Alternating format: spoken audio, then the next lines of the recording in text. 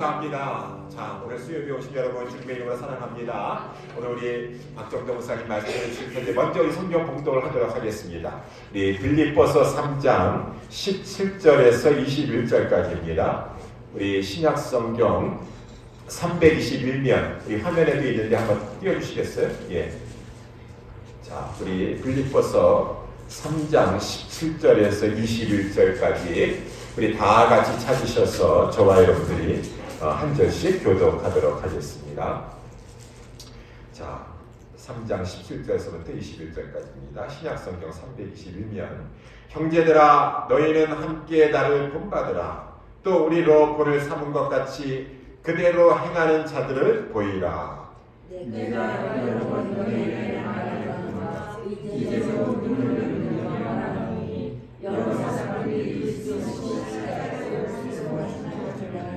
저희의 마침은 멸망이요 저희의 신은 배요 그 영광은 저희의 부끄러움에 있고 땅의 일을 생각하는 자라. 오직 우리의 신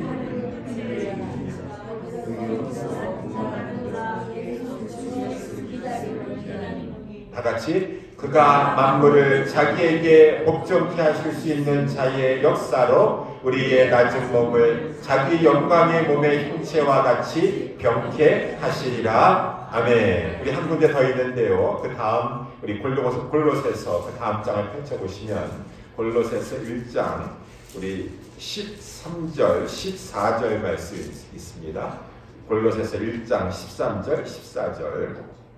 자, 제가 13절 읽고 다 같이 14절 읽도록 하겠습니다. 그가 우리를 흑암의 권세에서 건져내사 그의 사랑의 아들의 나라로 옮기셨으니 그 아들 안에서 우리가 구속 곧 죄사함을 얻었도다. 아멘. 자, 오늘 우리 예고해 주신 대로 우리 박정도 목사님 우리 지난 교회에 지난 주일날 우리 저희 교회 또 이렇게 오셨어요. 우리 목사님은 목사는 노예 소속이시지만 또 귀한 교회에 출석하시는 것 가운데 우리 예수사랑교회 오셔서 우리와 함께 하시고 하나님께서 인도해 주시고 귀한 또 뜻을 정하셨습니다. 우리 사모님하고 매주일마다 오셔서 귀한 은혜의 시간을 같이 나누고 있는데 특별히 우리 목사님께서 우리에게 귀한 말씀, 하나님 말씀 전해주실 것입니다. 우리 목사님 나오실 때 우리 같이 할렐루야로 오른손을 드시고 할렐루야로 화답하면서 우리 하도록 하겠습니다. 우리 본문의 말씀을 가지고 천국 백성이라는 제목으로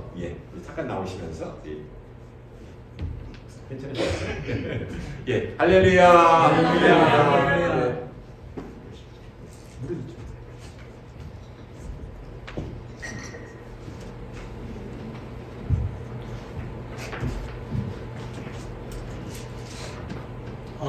수요일 저녁에 이렇게 됐습니다.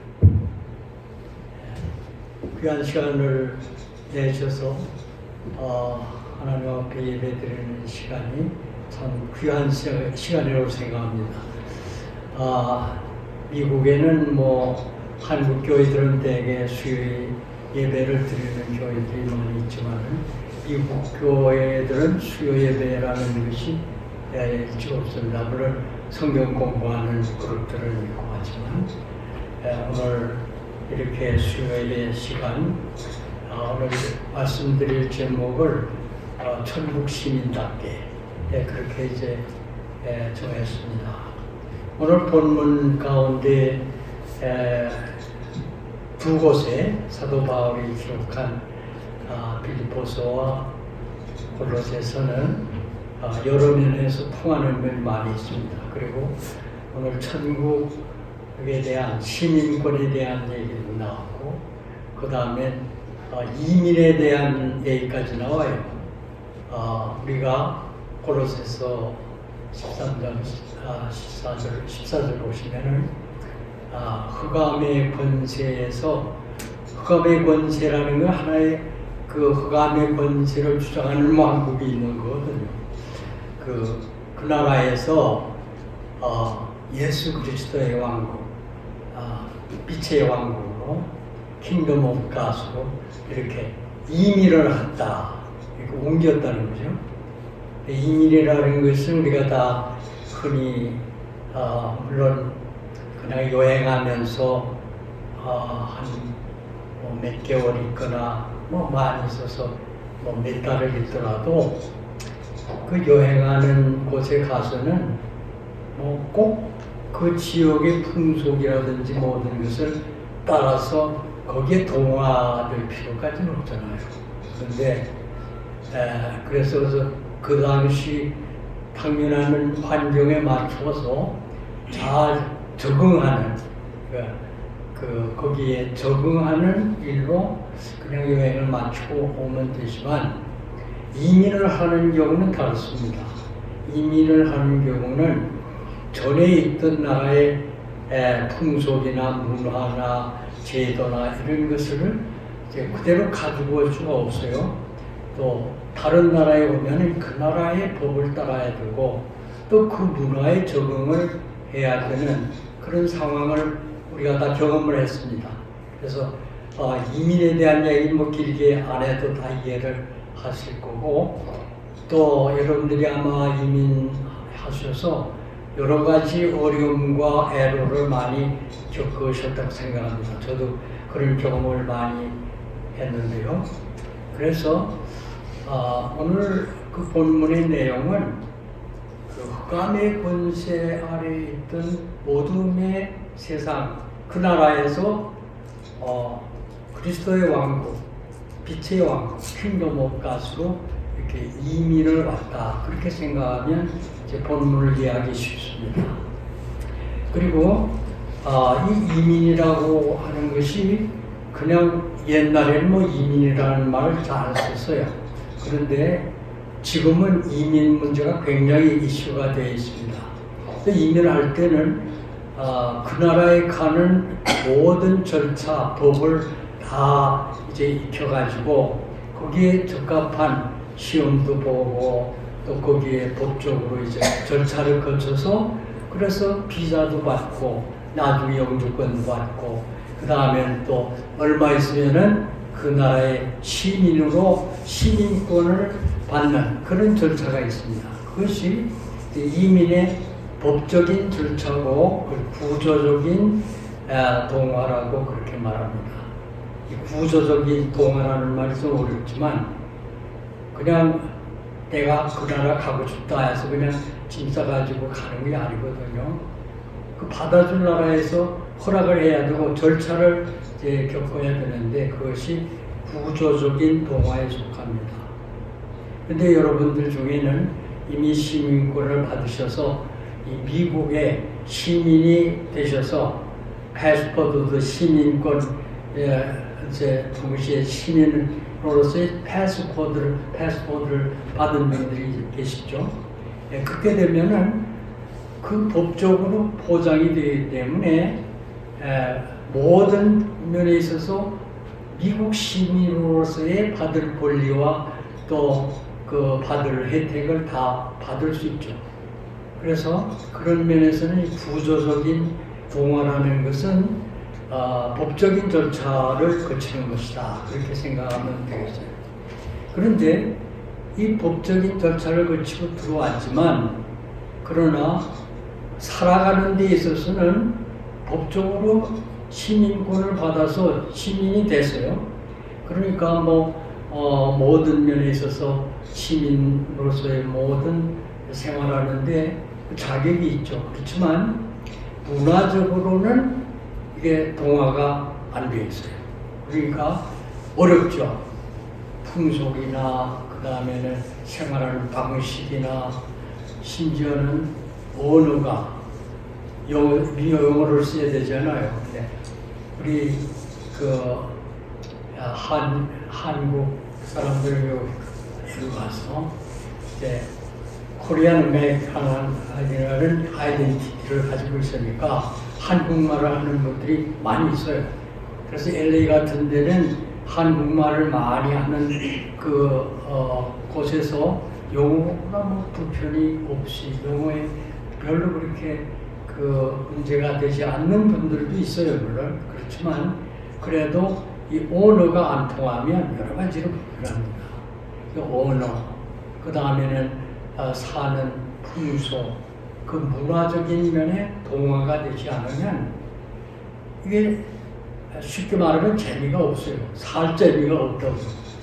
어떤 분들은 그게 너무 힘들어가지고 이거 이민 와가지고 너무 힘들어서 또 나온 대한민국, 한국을 그리워하는 그런 분들도 있어요.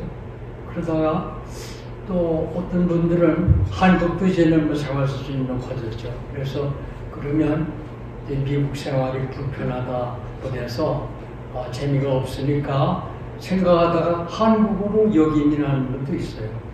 근데 그런 경우는 뭐 지금 그렇게 할 수 있어요. 그렇지만 영적으로는 흑암의 권세 아래에 있던 옛 생활을 이제 떠나서 천국 시민이 됐을 때 여기민 한다고 하는 것은 뭐냐 하면 영적으로 타락이에요. 타락. 그러니까 그것은 우리가 결코 해서는 안 되는 그런 상황이죠. 이제 오늘 내가 천국 시민이 이제 됐다 하는 그런 확신이 있는 분들이 계시잖아요. 그리고 여기 이제 옛사랑 교회 성도들은 이 목사님께서 철저하게 그 복음적인 메시지를 통해서 신앙이 굉장히 높은 수준에 있는 것으로 제가 느꼈어요.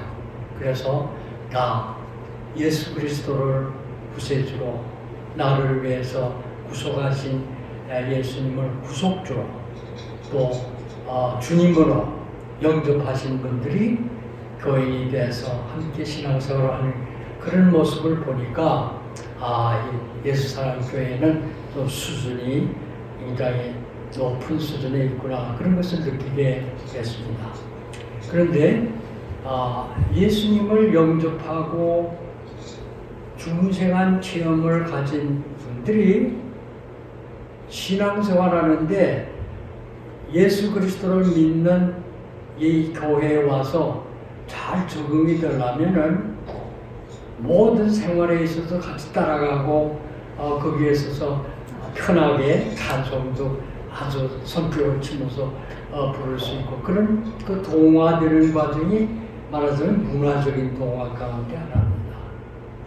그러니까 우리가 일상생활에서 교회 밖에서도 믿는 사람이 중생하고 하나님의 자녀가 된 천국 시민이 이 세상에 밖에 나가서 세상에서 살아갈 때 세상 사람들이 하는 것이 또 좋아 보이고 또 그 사람들이 잘 살고 또 편히 사는 그 모습을 보면서 믿지 않는 분들이 아주 훌륭한 분들이 있어요.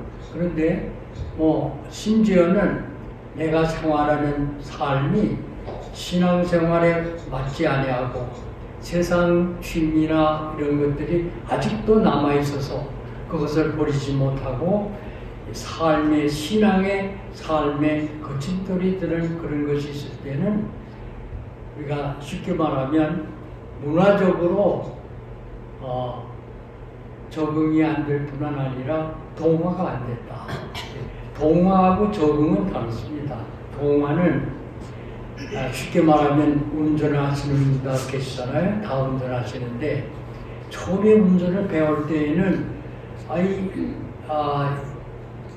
클러치를 밟는 것도 굉장히 서툴어서 앞으로 가야 되는데 뒤로 백을 놓고서 액셀레이터를 밟기도 하고 그런 경우가 있어요. 그렇지만은 계속 훈련을 하고 운전 연습을 하고 고속도로도 가고 그러면서 점차적으로 익숙해지면 그 다음에 자기가 가는 방향에 내 발로 걸어가는 것처럼 자동차 바퀴가 내 몸의 한 지체처럼 느껴질 정도로 되면 그런 것이 전혀 문제가 되지 않잖아요. 그것이 동화되는 과정입니다. 그러니까 동화되는 것은 적응하는 과정보다 훨씬 더 높은 것입니다. 그리고 이민자는 그 나라의 법과 문화와 풍속과 언어와 이런 것에 적응할 수 있을 뿐만 아니라 동화될 정도로 훈련이 돼야 되는데 그게 쉬운 거 아니죠. 신앙생활에서는 마찬가지입니다. 그래서 이 두 가지 문제를 우리가 먼저 생각해야 됩니다. 오늘 빌립보서 3장에 읽은 대로 사도 바울이 나를 본받는 자가 되라 그렇게 이제 말씀하셨는데, 저는 사도 바울의 그 생애나 그 신학이나 모든 면에서 굉장히 존중하고 사도 바울을 닮아야지 하는 그런 생각이 많이 있고 지금도 그렇습니다. 그래서 제가 성서 신학을 주로 했는데요. 그 성서 신학을 하다 보니까 이 예수 그리스도를 믿는 신앙의 내용이 문화적으로 말하면 삶으로 표현하는 그 삶이 얼마나 어렵다는 것을 알게 됐습니다. 그리고 그 회심하고 예수 그리스도를 영접하는 과정이 어려서부터 좋은 부모님, 신앙이 계시는 아주 좋은 부모님 밑에서 아주 어렸을 때부터 신앙생활을 따라 하면서 점차적으로 이렇게 자라가다가 어떤 계기에 예수님을 만나는 체험도 하고, 그래서 회심의 단계가 이렇게 점차적으로 이렇게 진전이 될 수가 있습니다. 그것은 기독교 교육의 중요한 주제죠. 기독교 교육을 통해서 어려서부터 잘 이렇게 신앙적으로 자라고, 교회 안에서, 주일학교에서, 교회학교에서 성경을 통해서 그 말씀 속에서 자라는 점차적으로 이렇게 성장하는데, 그것이 결국은 중간중간에 회심하는 그런 과정들이 있어요. 저도 여러 번 그 콜링을 받는 과정을 겪었지만은, 저는 4대 이제 크리스찬입니다.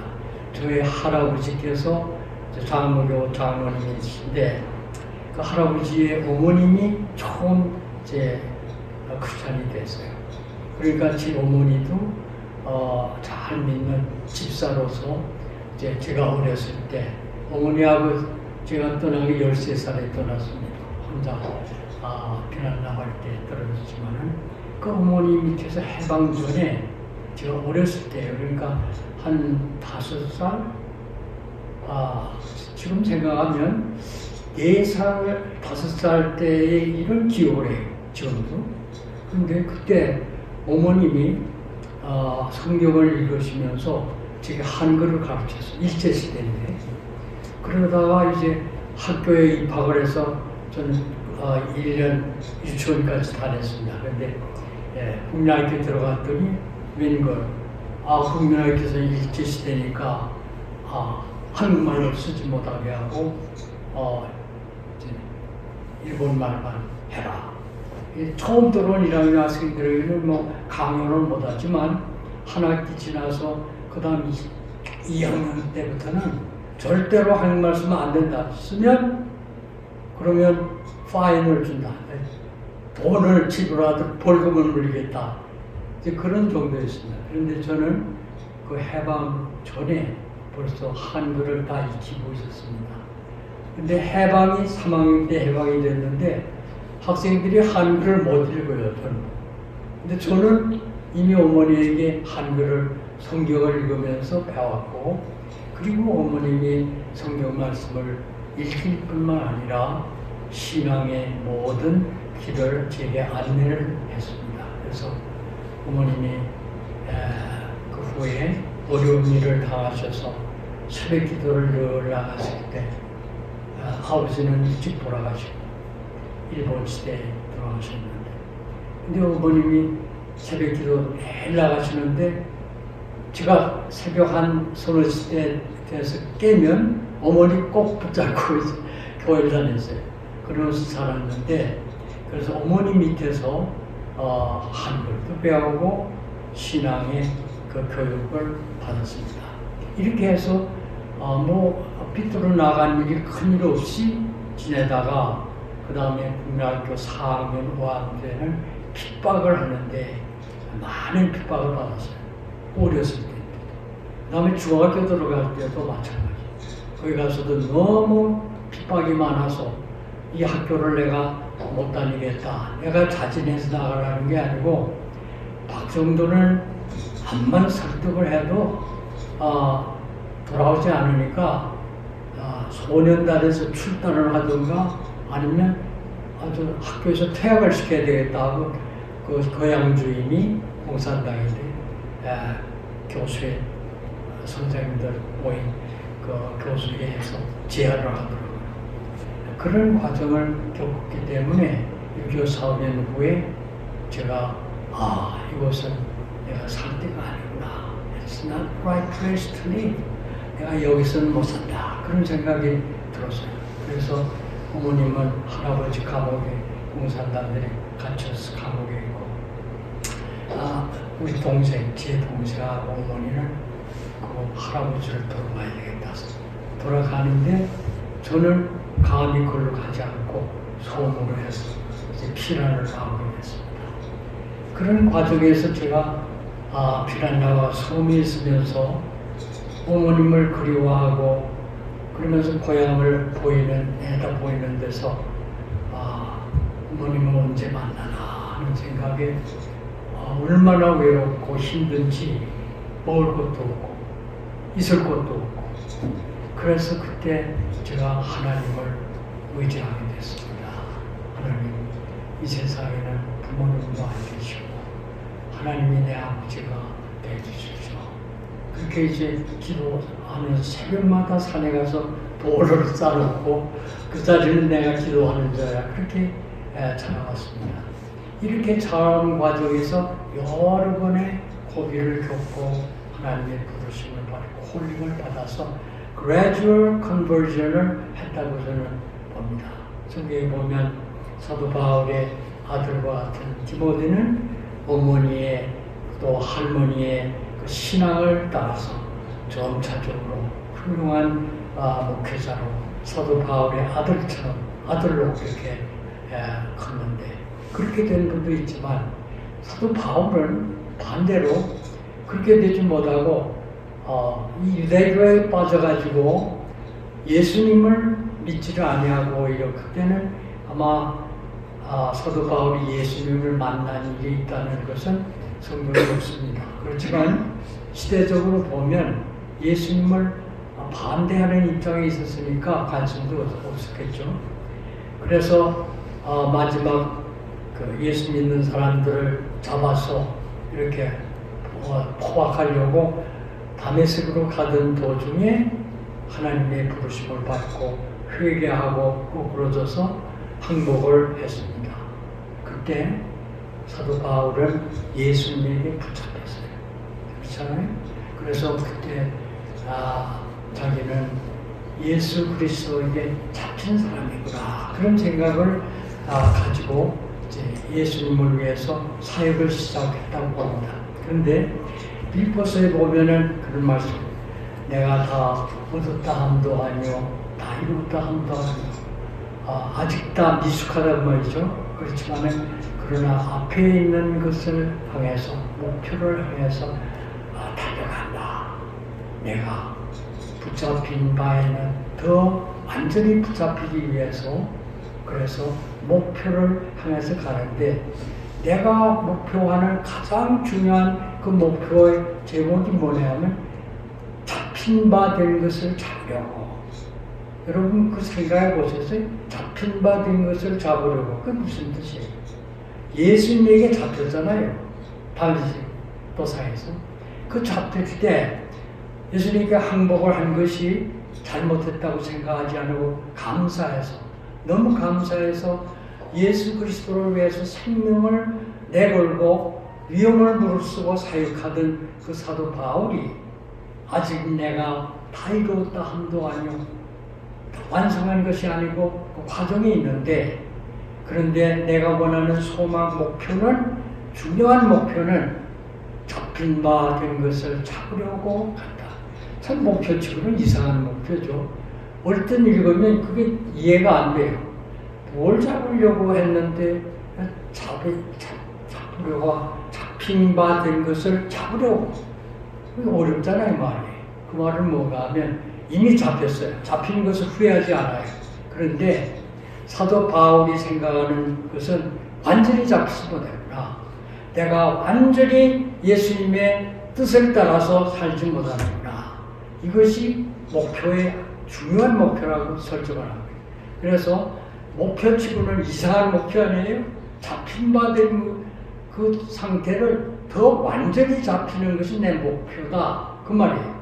그러면 자 이제 잡히는 것이 뭐냐 하면은 예수 그리스도의 뜻을 순종하되 쉽게 말하면 100% 따라가는 것이 완전히 잡히는 거 아닙니까?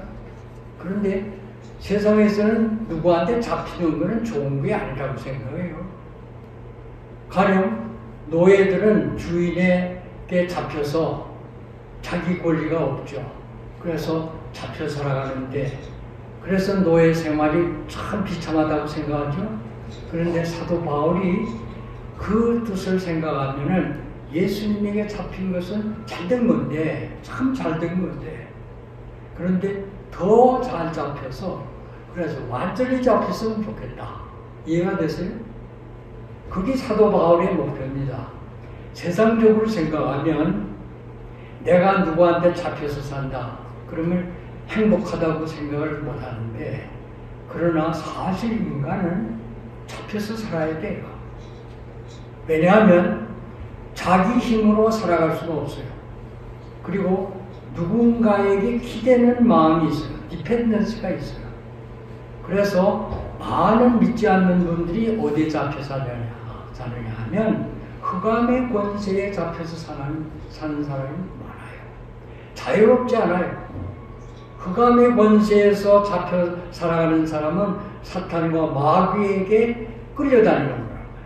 그런데 예수 그리스도에게 잡히는 것은 거기서 해방돼서 믿는 자는 자유를 얻었다 그러잖아요. 예수 그리스도 안에서 완전히 잡히면 정말 자유로운 거예요. 이것이 자유에 대한 중요한 개념입니다. 만일 예수 그리스도에게 잡히지 않았다면 누군가 못된 악령에게 잡힐 수도 있고 흑암의 권세 아래 잡힐 수도 있고 쉽게 말하면 돈에 잡힐 수도 있어요. 세상에 돈이 자기의 주인처럼 돼서 그 사람을 지배하는 말하자면 자기가 돈을 쓰는 게 아니고 벌어놓은 돈 때문에 거기에 걸려서 거기에 붙잡혀 살 수가 있어요. 자기의 정욕이나 욕심이나 죄악된 생각에 붙잡혀 거기에서 벗어나지 못하는 것은 참 불행한 것이죠. 그러나 우리는 어차피 잡혀야만 되는 사람이에요.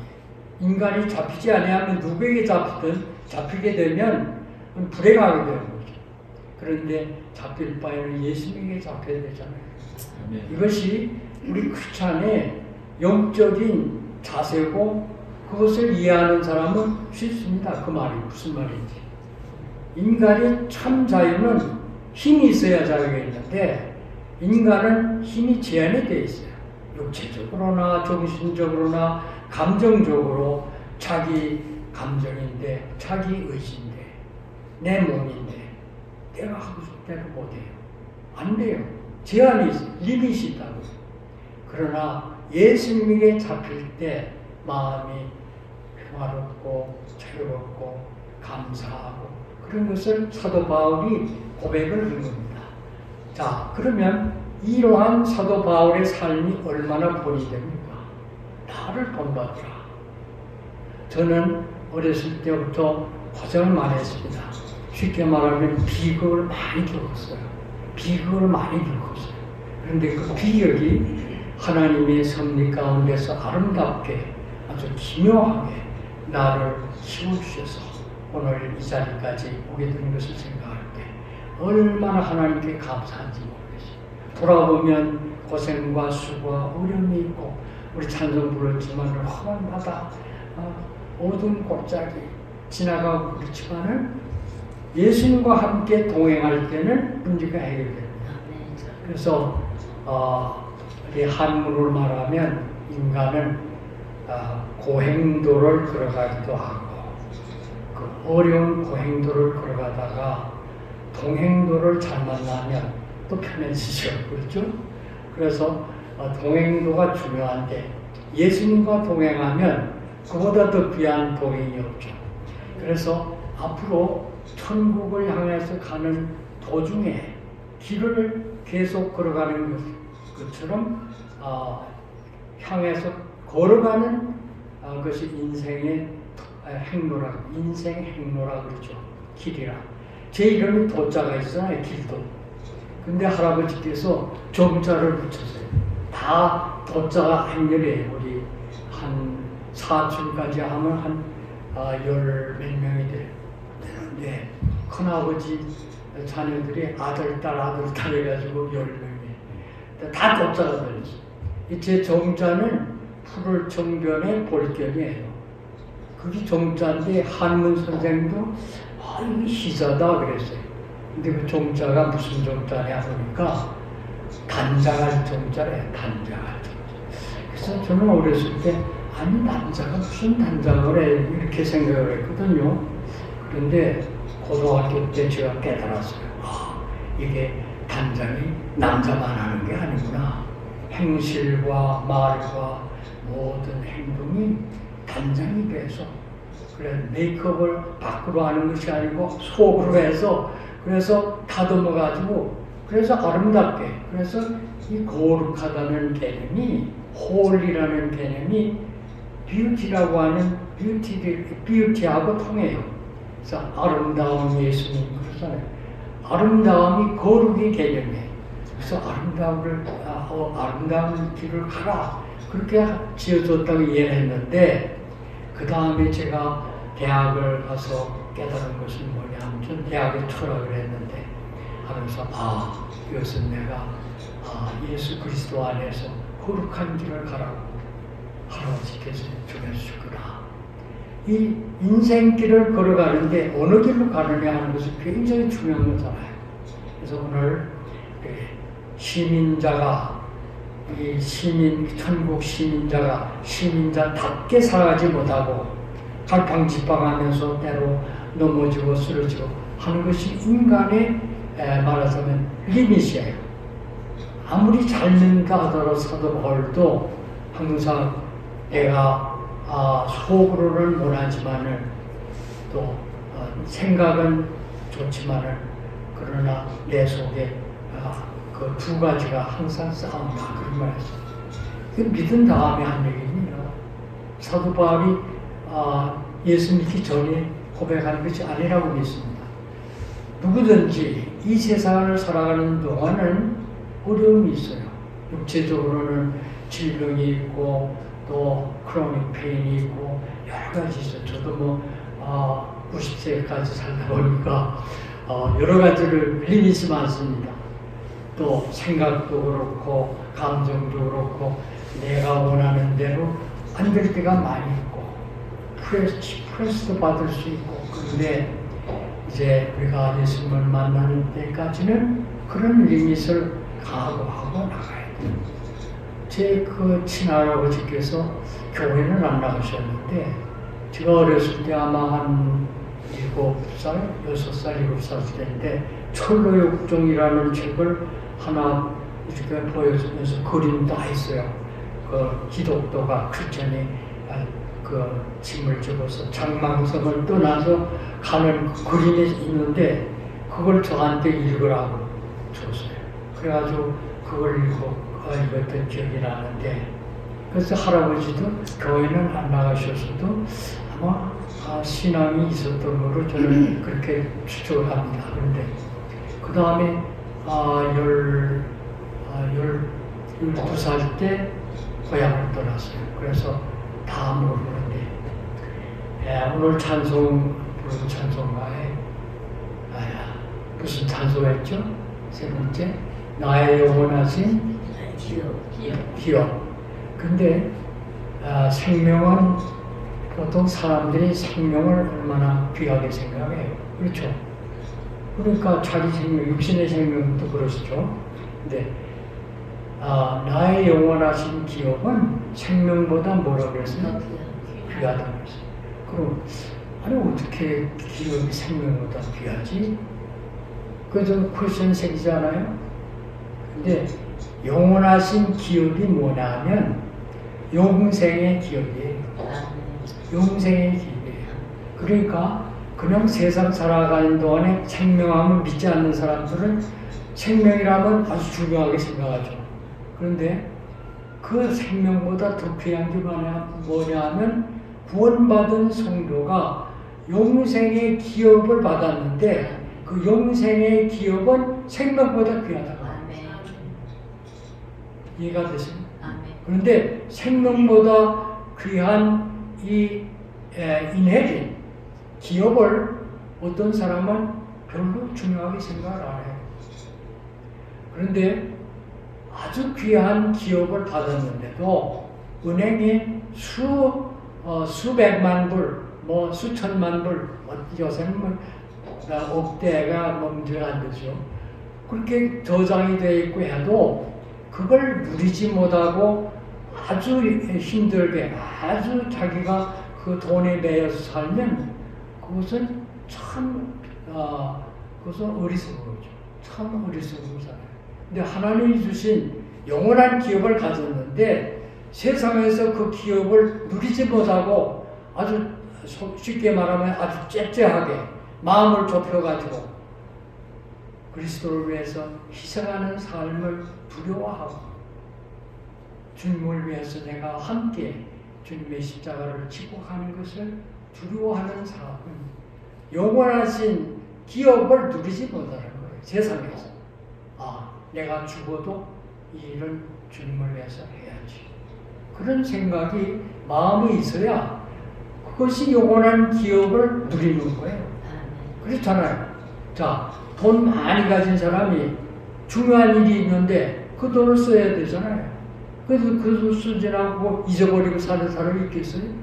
그렇잖아요.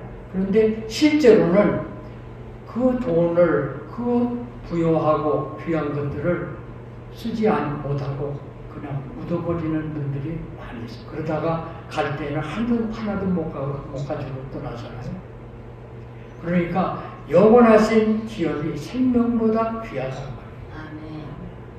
내가 일생을 가는 동안에 하나님께 받은 은혜와 구원의 은총과 나를 하나님께서 축복하시고 이 귀한 영생의 기업을 누리도록 하신 것은 그리스도께서 희생하시고 인간이 되셔서 오늘 제가 이런 생각이 들어요. 이 교회 오니까요, 처음 예배 시작하기 전에 그 반주자가 그 묵상을 하는데 예배를 드리는 오프닝 그 힘을 연주해요. 매주일 그래요. 그 찬송을 제가 아주 좋아합니다. 만유의 주제, 존귀하신 예수, 인자가 되신 하나님. 이 복음이 있잖아요. 아주 귀한 찬송이에요. 제가 평소에 아주 그 찬송을 좋아하는데 이 교회 처음 왔더니 그 찬송을 연주해서 내가 여기 이 교회를 나와야 되겠다 하는 생각이 그 시간부터 시작이 됐어요. 그 다음에 이제 우리 조 목사님께서 얼마나 복음적인 설교를 하시는지 expository preaching을 하시는데 강해 설교를 하시는데 본문에서 안 들어요. 그리고 본문을 강의하는데 적용을 다 하셔서 우리 생활에 알맞게 다 적용하고 우리가 깨달을 수 없었던 일을 좀 생각하게 하고 회상하게 하고 그런 교회 제가 이렇게 선택했다고 하면 얼마나 감사한지. 이건 뭐 이 칭찬하려고 여러분 앞에서 하는 게 아니고 제 마음이 그렇다는 겁니다. 그래서 이 복은 뭐냐면 만유의 주제, 존귀하신 예수, 인자가 되신 하나님. 그 인자가 되신 하나님께서 세상에서 나 위해, 여러분 위해 자기 몸을 희생하는 거예요. 저는 그 패션 지저스 크라이스트 그 패션 영화를 보고 고등학생들하고 목회하면서 마이마시에서 그 영화를 보다가 너무 감동이 돼가지고 끝나고 나오는데 눈물이 나가지고 제가 화장실에 들어갔는데 우리 학생들이 따라 들어왔는데 뭐 그 학생들이 그런 눈물이 얼마나 흘렀는지 어떤 장면에서 제가 너무 마음에 감격을 받았는가 하면 예수님이 채찍을 맞으시는데 그 아주 무지하게 때리는 채찍이 맞으셔서 피를 흘리시고 그 장면을 이제 보잖아요. 제 마음도 내가 얼마나 내 마음이 완악하게 이 완악한 마음을 돌이키고 지키려고 주님은 저렇게 맞으셨구나. 내가 맞을 채찍에 주님이 맞으시고 내가 서야 할 자리에 주님이 대신 서셔서 나를 대속하시고 십자가에서 돌아가시고 우리 위해서 십자가에서 고난당하신 그 고난이 그 죽음이 나를 위한 것이라고 생각할 때 얼마나 눈물이 나는지 내가 내 마음이 완악해서 이렇게 주님이 맞으신 것처럼 그렇게 맞아야만 내가 회개하고 깨겠느냐. 그래서 제가 그 시간에 정말 하나님 앞에 공부를 하면서 너무 감격해서 그랬습니다. 이것이 우리가 영적으로 말하면 천국 시민으로서 이 신앙생활에 동화되는 겁니다. 동화되는 거예요. 그러니까 그 경지를 거치지 않고는 여러분이 이해하기 힘든 그런 경험과 은혜를 받을 수가 있어요. 그래서 은혜를 받고 감격하면 감격한 나머지 하는 일들은 미선이 하나도 없어요. 세상 사람들이 심지어는 믿는 사람도 우리가 남을 위해서 희생을 하는 것 같고 그렇게 해서 자선 사업을 하고 해도 그렇게 하다 보면 인기가 올라가고 명예가 높아지고 그러면 그것이 하나님의 은혜로 감사하고 감격한 마음으로 한 것이 아니라는 것이 생각될 때는 내가 미선자구나 그런 것을 느낄 수 있어야 됩니다. 그리고 그렇게 되면 미선이라고 하는 것은 죄 가운데 제일 못된 죄 가운데 하나입니다. 그러니까 미선에 빠지지 않는 방법이 뭐냐면 우리 지난 주간에 목사님 말씀하셨어요.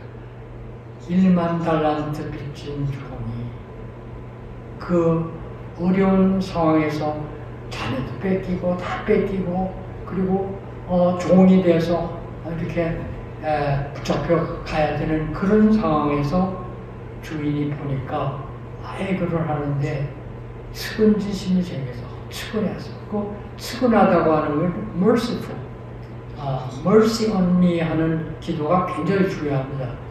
측은지심이 생겨가지고 그럼 탕감해주마. 그리고 다 탕감해줬어요. 그 1만 달러가 적은 돈 아닙니다. 계산해도 퍽 많은 돈이에요. 큰 빌딩 그거 한 채 있는데 빚은 잔뜩 줬겠다. 빚 갚으라 그러면 당장 뭐 어떻게 해요. 그런데 그 상황에서 탕감을 받았어요. 감사해서 얼마나 절을 했겠어요. 그렇잖아요. 그런데 성경에 보면 얼마 후에 뭐 오래 있다가도 아니에요. 얼마 후에 100데나리온 빚진 동관이 그것도 동관이에요. 컬리그란 말이에요. 동관이 자기한테 100데나리온 빚진 거를 갚으라고 다고 치니까 이 사람도 같이 좀 기다려주시오 안 했겠어요? 사정사정한데 안 돼. 그러고 사옥에다 가져왔다. 그 소식을 듣고 은근히 그 못된 녀석이 어딨냐. 그리고 다시 불러서 그 용서했던 걸 취소한 그런 비극을 이제 마지막으로 예를 들었어요. 그런데 그 말이 무슨 말인가 하면 인간은 받은 은혜를 잊어버리는 게 쉬워요. 그 은혜는 물에 새기고 뭐 원하는 뭐 돌에 새긴다 그런 말이 있지만 이게 인간의 약점이에요. 그런데 믿는 사람도 얼마나 그 깊이 들어가서 영적으로 정말 훈련이 되고 동화된 그런 어시밀레이션이 된 성도들은 그렇게까지 안 하죠. 그런데 그렇게 되기 쉬운 건 뭔가 하면 자기가 하나님께 받은 은혜를 잊어버리기가 쉬워요. 그러면 감사와 감격이 빠져 있는데 부득이해서 하는 것들은 다 미성이에요. 내가 교회 직분사인데 근데 뭐 어디 가고 싶은 유혹이 있는데 그걸 이기가 힘들어지는 일이 있다고 하면은 이것이 하나님께 받은 은혜들 감격이 식어져서 그렇다고 말이에요. 그래서 그 감격을 항상 가지고 살아야 되는데 이게 쉬운 거 아닙니다. 그래서 그렇게 하려면 계속 하나님께 받은 은혜의 자리에 하나님 앞에 회개하면서 중생의 체험을 하던 그 자리, 그 장면을 다시 회상하는 것이 중요해요. 그래서 레미니싱, 이 회상이라는 건 과거로 돌아가서 거기에 매이는 게 아니고 그 경험을 다시 살려서 적극적으로 회복하는 그런 리뉴얼하는 그런 계기로 만들면 이것이 항상 마음에 선한 마음, 희생의 정신이 미소로 바뀌지 않을 수 있다는 말이에요. 그래서 제가 고등학교 갔을 때 크리스천이 뭐 선을 행할 수 있어? 다 천당 가기 위해서 그런 거지 뭐 이렇게 말하는 학생 동료들이 있었어요. 그때 벌써 저는 아니야, 크리스천이 선행을 할 수 있어. 어떻게? 1만 달란트 빚진 사람이 동관 백데나리온을 감격해서 낸 얼마나 많은 돈을 용서받았는데 탕감받았는데 요 백데나리온 용서보내 그리고 감사하고 즐거운 기쁜 마음으로 그렇게 할 수 있다면 얼마나 귀한 일이에요. 근데 그걸 못하는 것을 우리는 생각하면 인간은 그 감격을 회복하지 않으면, 수시로 회복하지 않으면 이게 사라지는, 이렇게 없어지는 그런 것이 인간의 약점이에요. 그래서 예수님께서 나를 기념하라, 나를 기념하라, 반복해서 기념하라. 뭐예요? 성만찬 아니에요? 성만찬이 은총의 방편이고 means of grace인데 은총의 축복의 통로를 우리가 회복하면, 그러면 항상 신앙적으로 배고 하나님의 백성, 천국 백성답게 모든 거룩한 성도들과 함께 동화돼서 주님의 나라 위해서 헌신하고 십자가 지고 가면서 기쁜 마음으로 즐거워하면서 갈 수 있어요. 내가 죽는 길을 내가 주를 위해서 가더라도 내가 사인하고 갈 수 있다. 그렇게 되잖아요. 제가 제 얘기했으면 제가 다베스탄에 그 파이오니어 미션을 할 때 6개월 코스인데 제가 20대 대학 졸업한 학생들하고 저는 50대가 안 됐는데 전 목사한테 8명이 이제 거기에 같이 갔었어요. 갈 때 저한테 서약을 하고 주는 서약서를 보니까 한 20여 가지를 썼어요.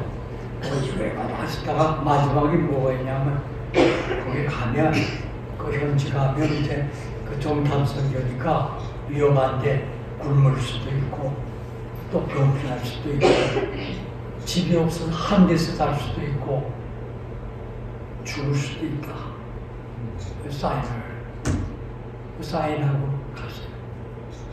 제가 그걸 사인하고 가기까지는 그 전에 어려운 역경과 시련을 겪으면서 아마 제 목회 현장에서 제일 어려운 그 기간을 지냈던 경험이 있기 때문에 그것이 동력이 돼가지고 죽어도 가야지. 그 용기가 생겼어요. 그러니까 죽으면 죽으리라 하는 마음이 생길 정도면 무섭지 않아요. 다게스탄에 마하치칼라는 마피아가 7개 헤드쿼터가 있는데 밤에 절대 못 다녀요. 낮에도 뭐 무서워요. 거기 가서 정탐 선교를 할 수 있었던 것이 죽으면 죽으리라 하는 그 자세를 제가 경험을 했어요. 그 다음을 무섭지 않더라고. 이스라엘 공수부대도 그냥 혼자 가서 유대인들, 믿지 않는 사람들이 유대인들하고 같이 가서 자원봉사대로 갔을 때 뭐 하나도 두렵지 않아요. 혼자 뭐 그 예루살렘 골목 다니고 게세마네 동산 혼자 새벽에 올라가고 그랬는데 거기에 뭐 불량배들이 많이 있어요. 그 골목에. 그래도 하나님이 지켜주시겠죠. 그러니까 담대하더라고요. 이 마음과 이 자세와 이런 삶은 내 감정과 성격과 나의 모든 이 인간적인 모든 것을 끊어버릴 수 있는 힘이 생기는데 그것은 다시 반복하는 그런 훈련이 필요합니다. 언제?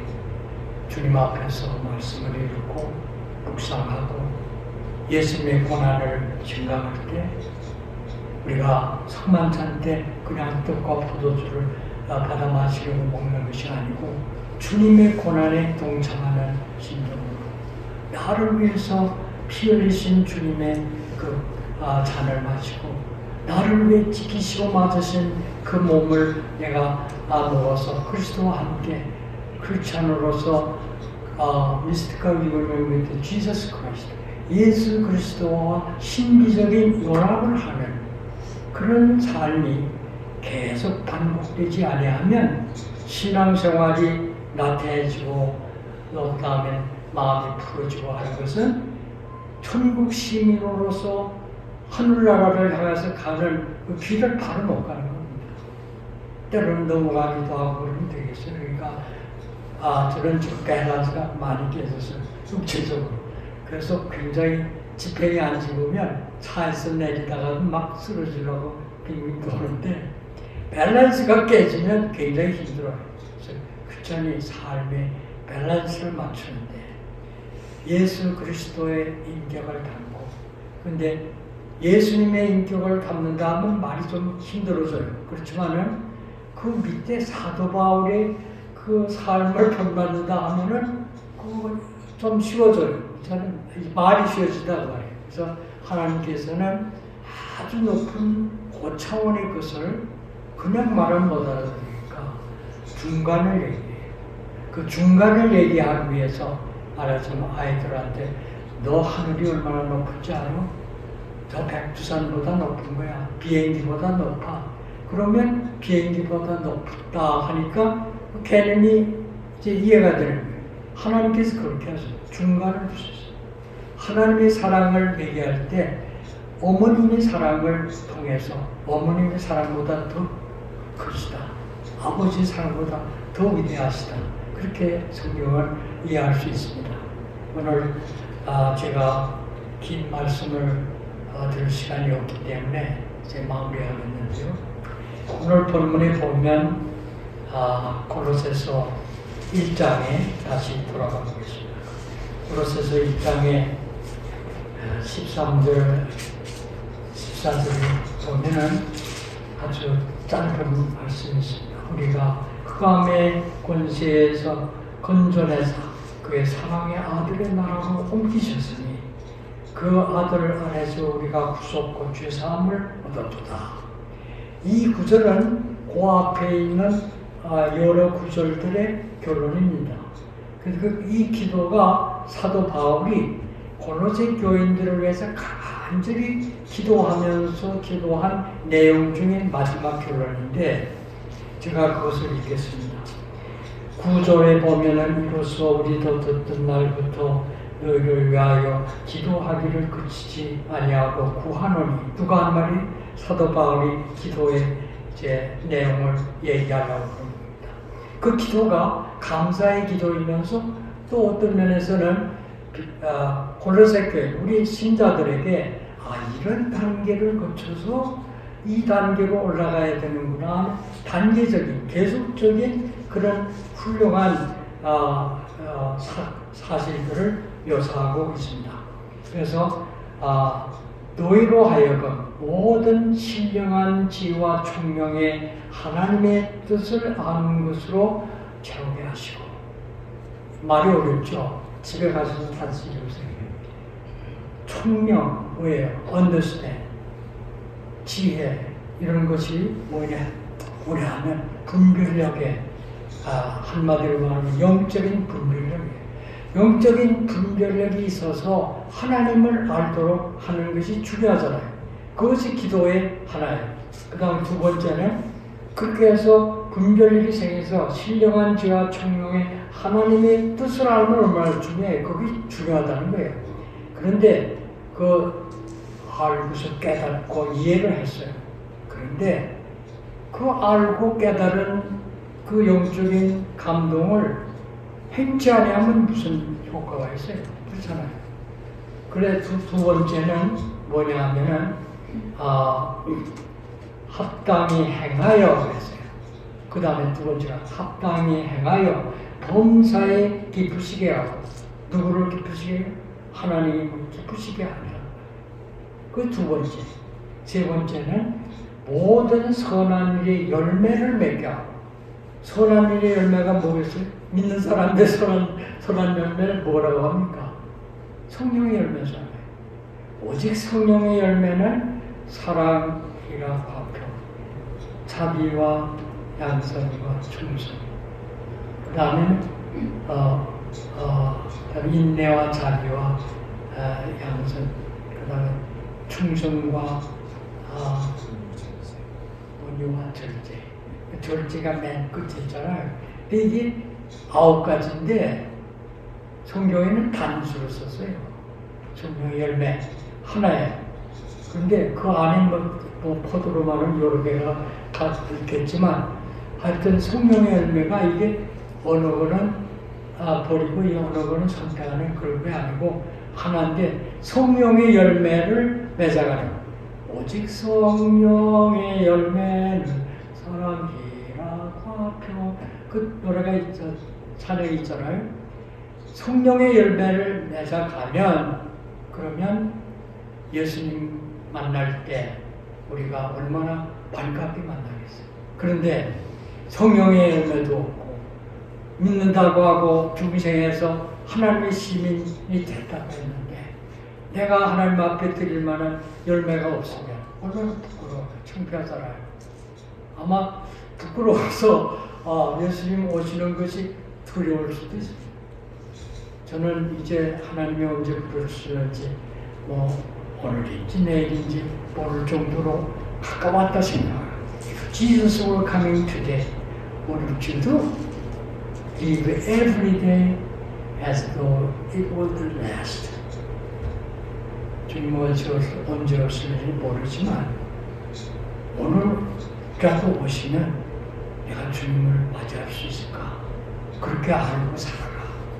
제가 그것이 지금도 살아가면서 제 삶의 자세 중에 하나입니다. 주님 오실 때 내가 주님을 기쁨으로 맞이할 수 있다면 반갑게 주님이 이제 오시는구나. 또 우리가 주님 오시기 전에 주님이 부르셔서 갔을 수도 있어요. 그런데 그 준비되어 있느냐? Are you ready? 저는 제 막내 자녀 중에 아들이 하나 있는데 그 아들이 결혼할 때 프리스턴 채플에서 결혼식을 하는데 부모니까 앞에 앉았죠. 이제 신부 입장 그러니까 신랑 앞에 나와서 있고 그래서 다 일어나서 뒤를 돌아봐야 되잖아요. 근데 저도 일어나서 이제 신부를 이렇게 보니까 이제 그 가운을 웨딩 드레스 입고 이렇게 서서 이렇게 딱 서 있어요. 그리고 이제 음악이 나올 판인데 음악 나오기 전에 그것을 보면서 Are you ready? 제가 그 생각이 딱 들어오더라고요. 처음 그런 경험을 처음 생각한 거예요. 어떻게 생각하고. 그래서 또 준비됐어. 또 단장했어. 제 이름이 박정로인데 또 단장했어. 눈물이 나오더라고요. 제가 그 경험을 했어요. 우리가 주님이 오시는 날 언제 오시는지 몰라요. 그렇지만 우리가 언제 하나님의 부름을 받을지도 몰라요. 그렇지만 준비하고 살아야 되잖아요. 이렇게 살아가면 오늘 여기 보면은 살아가는 과정에서 열매를 맺고 그 다음에 또 성령의 능력으로 그 말이에요. 영광의 능력. 이것이 성령의 역사, 예수 그리스도의 능력인데 내가 아무리 노력하려고 해도 마음의 감동이 안 생기고 내가 따라가지 못하는 것은 내 힘으로는 안 된다는 거예요. 성령님이 같이 하셔야 됩니다. 디펜던스를 하나님께, 성령님께 드리고 내가 살아간다고 하면은 그것이 나의 삶의 바른 길을 갈 수 있고 주님 앞에 설 때 기쁨으로 맞이할 수 있을 것입니다.